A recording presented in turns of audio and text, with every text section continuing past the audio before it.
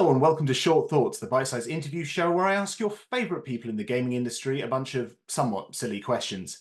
My name's DC Bradshaw, and my guest today is not technically the gentleman on the other side of the screen, but he's here on their behalf because my guest today is Redwyrmling, aka the 4, 5, 6, and now 7-year-old DM. So thank you very much for joining me. Well, I'm excited to be here on his behalf. Yeah, we're not even 10 episodes in and we're already breaking the format somewhat. So I understand that Redwyrmling has already given you his answers to my somewhat silly question. He has, definitely, yes. So I'm ready for them. Okie doke, I'm very interested to hear what he has to say on some of these. So for those that don't know him, could you please describe the creative thing or things he does, but only using words of one syllable? So when I asked him this question, he got really excited about the one-syllable idea. And this is what he said. I like to play games, and I make up tips for how to play games. And I make up plot hooks too. Very nice, very nice. I like it when people give verbose answers to that one. There's kind of a bit of a cop-out. You can go for like a 3-word answer, but I like people who really go for it, and it sounds like he's up for the challenge. So great answer. Okay, well, let's go silly then. Question 2. If he were a pirate captain, what would be the name of his ship? His response was this: the Red Sail. It is a great name for Lord Magma's flagship.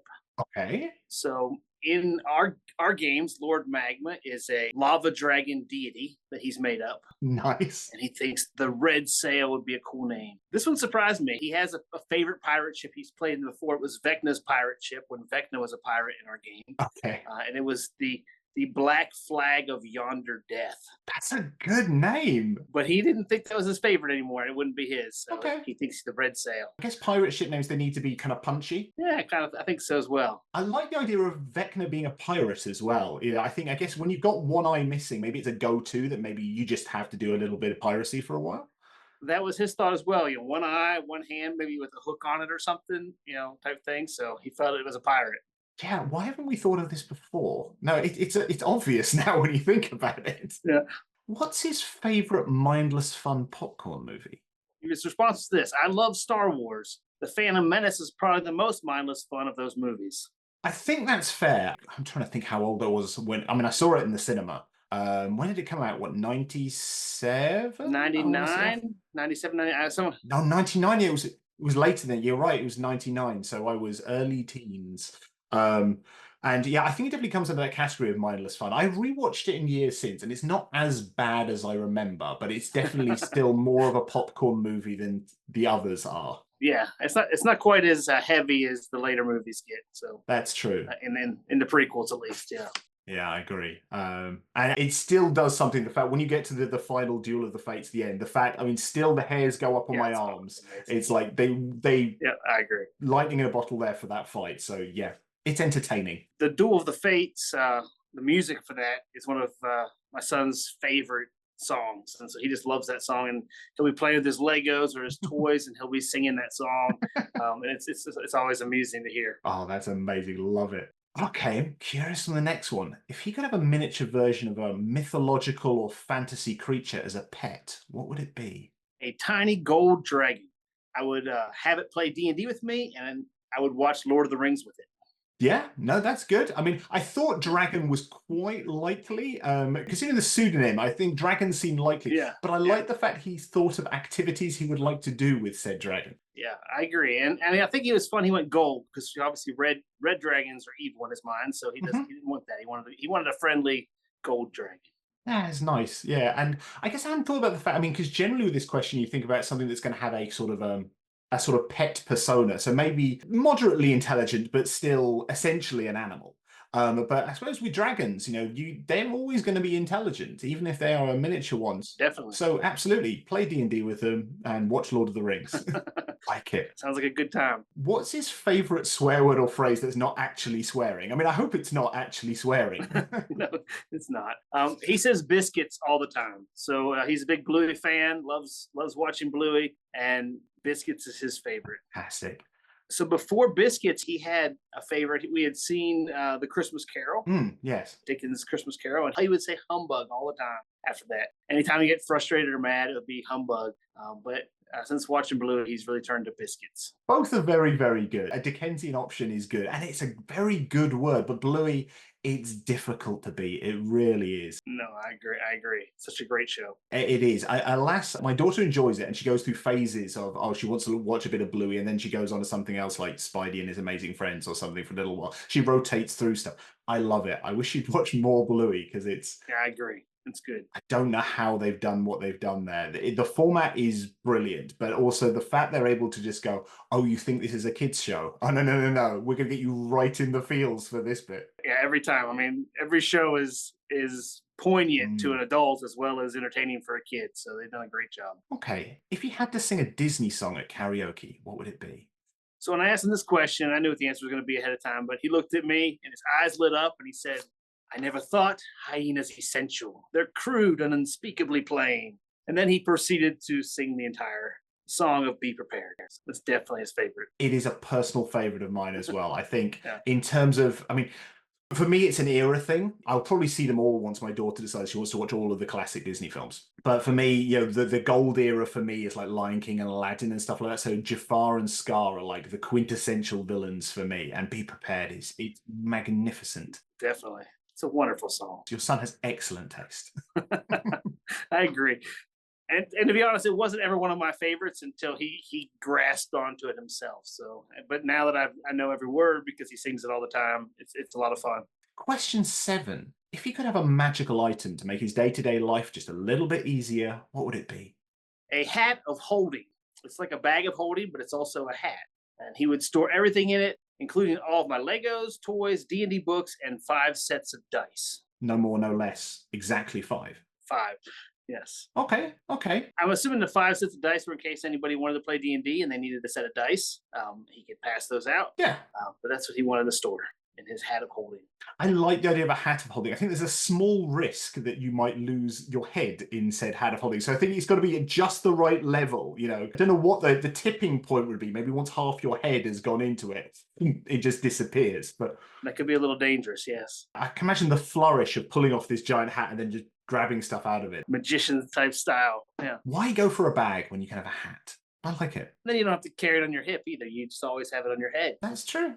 He's a problem solver. He's definitely a problem solver. And I'm sure from his perspective, it would probably be a tricorn hat. That's his favorite. Good taste. Good taste. Is that are we going back to piracy again, or? Yeah, definitely piracy. Again, a child of excellent taste. What's a book that he thinks everyone should read? It's called Mac B, Kid Spy, Mac Saves the World.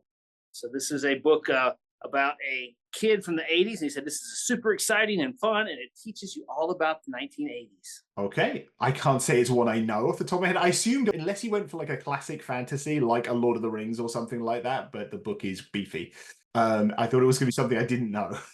Yeah, he's tried to read Lord of the Rings. He gets really bogged down in the Tom Bombadil section and does not like that at all. So he's kind of stuck on that one. But he's read The Hobbit.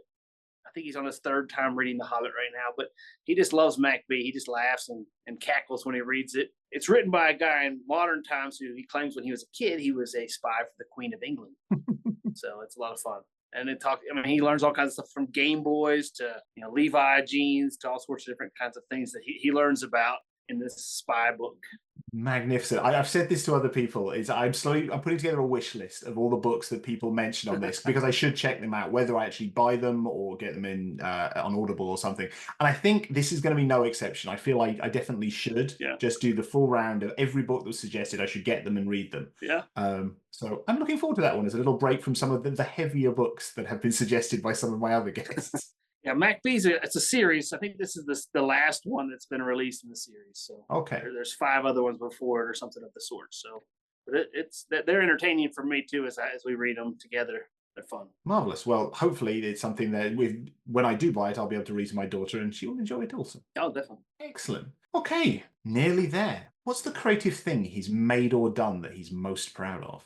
So he said, I love Lord Magma. He is an evil dragon deity, and I really love the spider dragon as well. They even published that in the Eve of Ruin. Those are his creations that he loves. I mean, I have to ask, because obviously he clearly does come up with all this spectacular lore. I mean, bits of it have gone all over the internet. Are you planning to compile it all at some point into some magnum opus? So it is a real challenge to edit a child's writing down to something that's understandable. Mhm. And so I've been working on it, and I'm no editor. I don't really have that skill, but it's hard to hire another editor that would keep his voice Yes. and still keep him being the one who wrote it, but edit it so that it's understandable by everybody else. We have a book we're working on right now.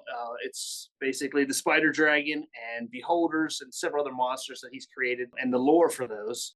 And so it's about 90% done. I just haven't been able to get around to finishing it. So, it's going to be released on DM's Guild when we finally release it. It's got some, obviously beholders and Mm. things in it that are property of Wizards of the Coast. So Yeah, there's no getting around that one without being very careful through jumping through some hoops. definitely. But no, I look forward to that then. And so when we do release that, we'll let everybody know. But I don't know. I've been working on it for months and months, and he has so many things he's written that I just can't. I mean, he has a whole manual of beholders. I think we have 350 plot hooks or something of the sort, and roughly as many dungeon master tips and player tips for Dungeons and Dragons as well. Since he was 4 years old, I've got them all compiled, but I haven't ever released them. No.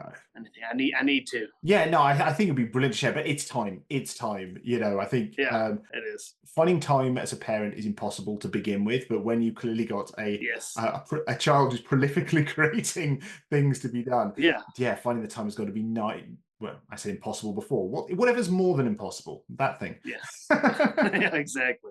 It is. So, I mean, I'm obviously working a full-time job, trying to Yeah. be a dad and take care of him and Mhm. interact as much as I can. And our time together is more important than my time editing his work. So Exactly. that's why I haven't ever got around to it. Last thing on this one, I'm curious, is there artwork? Is there original Redwyrmling artwork that goes with it? Yes, definitely. He's got numerous beholders he's drawn up. He's got the spider dragon that he drew. The spider dragon really went viral. I think he made that up when he was 5 years old Mhm. as a beast that breeds spiders. Yeah. And I mean, everyone kind of saw that. And so he wants to release it. He has his own stats for it.